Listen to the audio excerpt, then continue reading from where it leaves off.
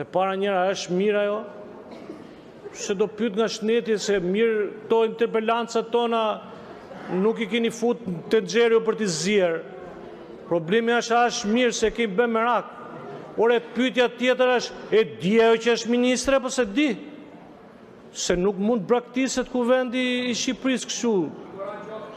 E treta, nuk pret smundja si thot ministrja në fjalët e veta në fund vitit, brenda këtij viti. Nuk pret. Nuk pret ere. Dhe po që se nuk e dini ku është, ta shpande njerëz tumër ka emisione televizive ta kërkojnë rrugëve Tiranës. Ilaçet si dinte që ishi shtrentur. Se ça ndodh në për spitale, se ka iden, ça punë bën kjo ministri e shëndetësisë? Se duhet me pyet ça punë bën ministri e shëndetësisë. Sepse për të marrë sot urgjencën, i bie 127-ës lidhen me Tiranën.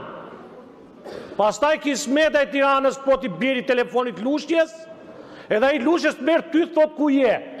E kupton ça ndodh? Unë nuk doja ta përvoja të Europë të shtëpisë për ta ditë ku isha, se dija si ishte shëndetësia.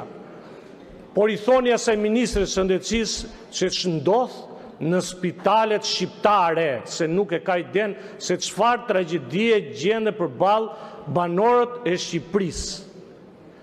A ka mundësi 3 orë gjysmë i pacient duke vdek dhe nuk ka kardiolog? Ku ka mundësi? Ku ndodh? Cili vend shtet botës ndodhi gjë të tillë? Ku? Ku ndodh? A e dini që s'ka as pamuk Lushnjë, as dorashka. E di ajo, po këtë vit pra një herë, të vit, shikoj ç'ndodh. Kush ban përgjegjësi që AZT nuk çoni leje ndërtimi 9 muaj për pacientët e Lushnjës? Leje ndërtimi për spital, masi ka dalë tenderi. Kush ban përgjegjësi këtu? Si ka mund që zhvendosë spitali dhe nuk del leja ndërtimit? A ka njeri në të shtet që ban përgjegjësi?